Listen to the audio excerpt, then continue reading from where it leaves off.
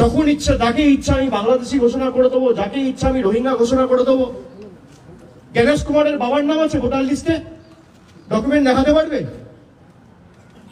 অমিত শাহর বাবার জন্মের সার্টিফিকেট দেখাতে পারবে? প্রধানমন্ত্রী থেকে শুরু করে ক্যাবিনেটে যারা মন্ত্রী রয়েছে, স্বাস্থ্যমন্ত্রী, প্রতিরক্ষা মন্ত্রী, শিক্ষামন্ত্রী, অর্থমন্ত্রী,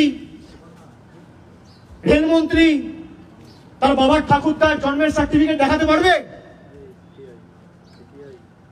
যারা ইলেকশন কমিশনে কাজ করেন দেখাতে পারবেন? স্থানীয় যারা বিজেপির নেতারা যদি এখানে ঢোকেন, ঘিরে ধরবেন এদেরকে, বলবে বাবা ঠাকুরদার সার্টিফিকেট নিয়ে আয়, তারপর প্রচার করতে আসবে। বাবা ঠাকুরদার সার্টিফিকেট নিয়ে আয়, তারপর প্রচার করতে আসবি। বেঁধে রাখবেন, বেঁধে রাখবেন গাছে, পোস্টে বেঁধে রাখবেন, হাত তুলবেন না।